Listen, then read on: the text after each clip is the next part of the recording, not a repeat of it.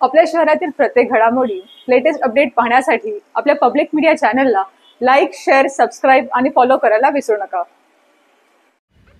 बदलापूर शहरातील नागरिक महापुराच्या धास्तीने पूर्णपणे घाबरले आहेत। बदलापूर शहरातून वाहणाऱ्या उल्हास नदीने धोक्याची पातळी ओलांडली आहे। परिणामी नदीचं पाणी शहरात येईल आणि त्यानंतर आपल्या इमारतीमध्ये हे पाणी शिरून इमारतीच्या खाली पार्क केलेल्या कार पाण्याखाली जातील। या भीतीने नागरिकांनी आपल्या इमारतीमधून कार काढून त्या हिंद्रेपाडा शनीनगर या भागातील मुख्य रस्त्यांच्या दुतर्फा पार्क केल्या आहेत। रस्त्यांच्या दुतर्फा या कार पार्क केल्या गेल्याने वाहन चालकांना इथून वाट काढताना मोठी कसरत करावी लागते। सध्या उल्हास नदीची पाणी पातळी ही कमी झाली आहे। पावसाचा जोर ओसरल्याने उल्हास नदीची पाणी पातळी ही सातत्याने कमी होत आहे।